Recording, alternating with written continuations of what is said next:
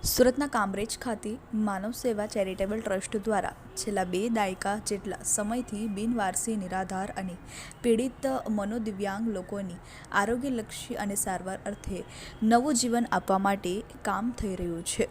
ત્યારે અહીં 1000થી વધુ લોકોના રહેવા જમવા સહિતના સુવિધાસભર આશીર્વાદ માનવ મંદિરનું લોકાર્પણ રવિવારના રોજ થવા જઈ રહ્યું છે, જેમાં રાજસ્વી અને ઉદ્યોગ જગતના અગ્રણીઓ સહિતના લોકોની હાજરીમાં થશે. માનવ મંદિર આશ્રમમાં રસ્તા પર રઝળતા અને બીમાર લોકોને લાવી તેમની સેવા કરી તે સ્વસ્થ કરવામાં આવે છે. આ આશ્રમમાં મંદબુદ્ધિની વ્યક્તિની પ્રભુજીના નામથી સંબોધિત કરવામાં આવે છે. આ આશ્રમની શરૂઆતની વાત અતિ રોચક છે, જેમાં એક પ્રેગ્નેન્ટ મહિલાને 2 દાયકા અગાઉ પ્રસૂતિ પીડાના અનુભવ સાથે રસ્તામાં કણસતી હાલતમાં પ્રમુખે જોઈ હતી. ત્યારબાદ પ્રભુજી સમાન લોકો માટે કામ કરવાની શરૂઆત કરવામાં આવી હતી.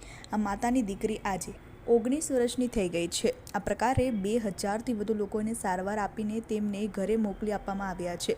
અહીં 1000 જેટલા પ્રભુજી રહી શકે તેવી વ્યવસ્થા કરાઈ છે.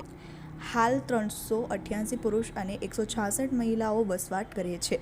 અહીં અલગ અલગ વોર્ડ બનાવવામાં આવ્યા છે. કેટેગરી પ્રમાણે રાખવામાં આવે છે. અહીં હેલ્પલાઇનવાળા લોકોને મૂકી જવામાં આવે છે. નિરાધારને તથા સિવિલ હોસ્પિટલ અને પોલીસ પણ મૂકી જતી હોય છે. અહીં સારવાર બાદ સાજા થનારને તેમના ઘરે પરત રવાના કરાય છે.